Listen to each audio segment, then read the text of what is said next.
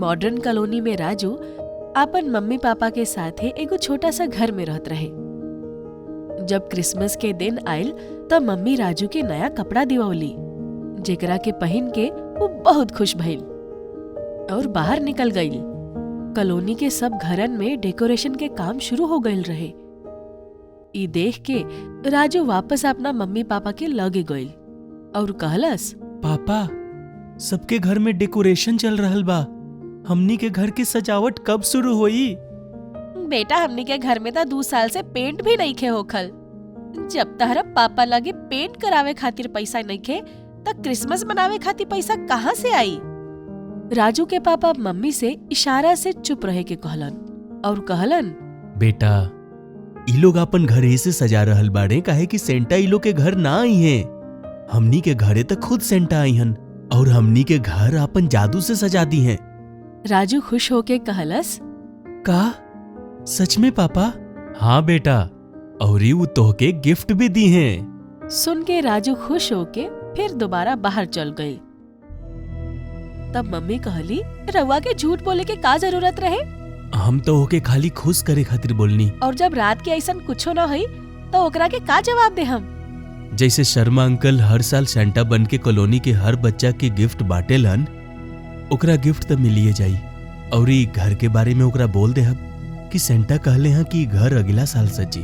बाहर जाके राजू देखलस कि पूरा कॉलोनी रोशनी से जगमगा रहल बा। ओकरा के खाली आपन ही घर नजर आवत रहे, जेकरा पे कोनो डेकोरेशन ना रहे। पार्क में एगो बड़का चुका क्रिसमस ट्री भी सजावल रहे। राजू ओकरा लगे गईल और वो अपन हाथ जोड़ के अपन आंख बंद कर लेलस।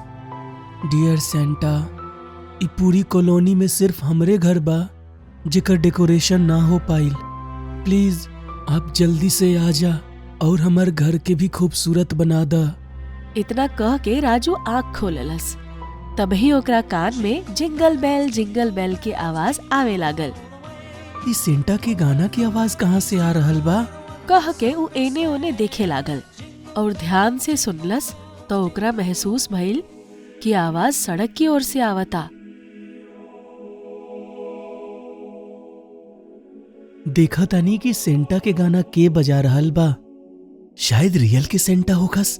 ऊ खुश होके कहलस और वो आवाज के पीछा करत करत उ सड़क के तरफ चल गई। थोड़ा दूर चलला के बाद ओकरा सुनसान सड़क पे सेंटा के गाड़ी खड़ा नजर आइल, जेकरा लगे एगो आदमी सेंटा के ड्रेस पहन के खड़ा रहे। वो गाना भी ओकर गाड़ी में ही बजत रहे। राजू बहुत खुश भइल और भाग के ओकरा लगे पहुंच गई। का आप सचमुच के सेंटा हैं?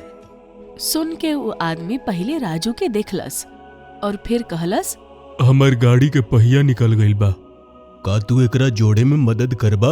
ई सुन के राजू देखलस कि उनकर गाड़ी के एगो पहिया निकल के जमीन पर पड़ल रहे। ई पहिया बस थोड़ा भारी ज्यादा बा, हमरा से उठावल नहीं खजात। राजू समझ गई कि ई सेंटा ना हवन और उनकर मदद करे खातिर तैयार हो गई। ठीक बा, हम आपके मदद करतानी। ई कह के राजू वो आदमी के साथ मिलके गाड़ी के ठीक करे में लाग गई। कुछ ही देर में पहिया जोड़ के दोनों गाड़ी के ठीक कर देलन जा। फिर वो आदमी राजू से खुश होके कहलस, तू बहुत अच्छा बच्चा बारा, शुक्रिया। कह के वो गाड़ी में चढ़ के बैठ गई। अंकल, का सेंटा सच में आज के दिन बच्चा के गिफ्ट देवे खातिर आवेले? सुन के वो हंसत हंसत कहलस, तहरा जैसा नेक दिल और अच्छा बच्चा से वो मिले खातिर जरूर आवेले, अगर उनका सच्चा दिल से याद करल जाए ता।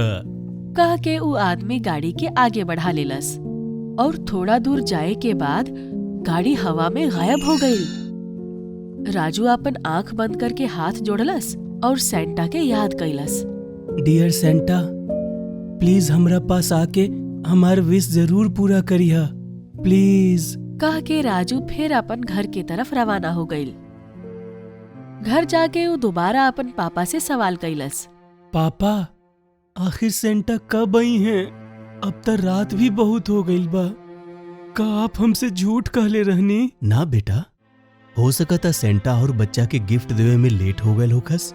तभी उनका डोरबेल के आवाज सुनाई देलस, जेकरा के सुन के राजू खुश हो गई और भाग के दरवाजा खोललस।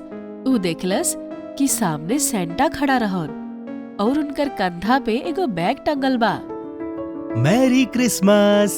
कह के ऊ अपन झोली से एगो गिफ्ट निकललन और राजू के तरफ बढ़ा देलन। राजू भी खुश होके उनका से गिफ्ट ले लेलस। थैंक यू सेंटा। अब जल्दी से अपन जादू से हमार घर भी सजा दा। ई सुन के शर्मा अंकल जॉन सेंटा के रूप में बन के वहाँ आइल रहन कुछ सोच के कहलन, बेटा तहार घर अगला बार जरूर सजाइब। अभी और भी बच्चा के गिफ्ट देवे जाए के बा। सुन के राजू उदास हो गईल और कहलस, एकर मतलब कि आप रियल सेंटा नहीं खा।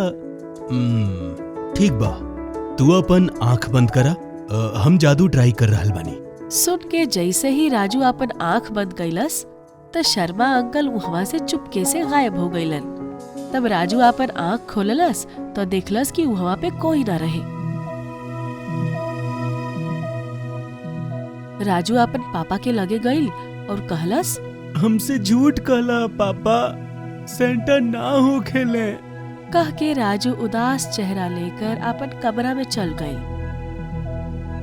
बेड पे बैठ के वो अपन आंख फिर से बंद कैलस और कहलस, सेंटा हम तो आपके दिल से याद कईनी है, आप हमसे मिले फिर भी ना आईने। Jingle bell jingle all the way. ओकरा कान में फिर से गाना के आवाज सुनाई देलस तो ऊ खुश हो गईल और खिड़की पे जाके देखे लागल, लेकिन सड़क पे कोई ना रहे। Jingle bell jingle all the way. ई बार जैसे ही आवाज आईल वो ऊपर की तरफ देखलस। ओकरा अपन आंख पे यकीन न भइल जब वो देखलस कि सेंटा अपन गाड़ी में बैठ के आसमान में उड़त रहन और गाड़ी ओकरे घर पर गोल गोल घूमत रहे। राजू जल्दी से भाग के घर से निकलल और फिर सड़क पे पहुंचल। ओकरा नीचे खड़ा देख सेंटा के गाड़ी नीचे आयल और ओकरा सामने आके रुक गईल। Merry Christmas Raju. Merry Christmas सेंटा, हमके पता रहे आप जरूर आईब। राजू खुश होके कहलस और सेंटा भी हंस के कहलन, हम कहले रही ना, अगर सेंटा के तहरा नियर नेक दिल बच्चा दिल से याद करेला तो जरूर आवेले। एकर मतलब आप ही रही? हाँ हम ही रही। औरी हमरा इहो पता बा कि तहार विश का बा। कह के सेंटा अपन छड़ी हवा में घुमैलन और राजू के घर के तरफ इशारा कैलन।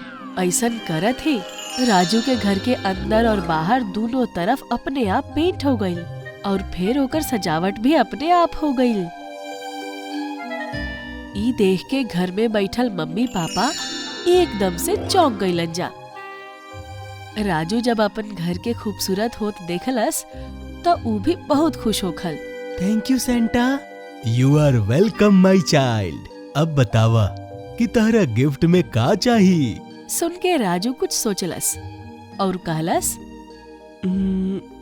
2 साल पहले हमरा दुकान में आग लागे की वजह से पापा के बहुत नुकसान हो गईल और तब से उनकर काम बहुत हल्का हो गईल।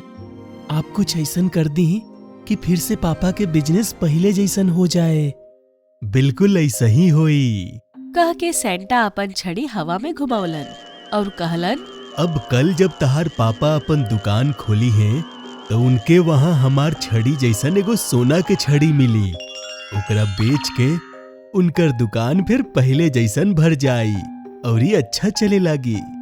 शुक्रिया सेंटा। सुन के सेंटा राजू के एक बार फिर मैरी क्रिसमस कहलन और फिर अपन गाड़ी हवा में उड़ावलन और चांद के तरफ चल गईलन।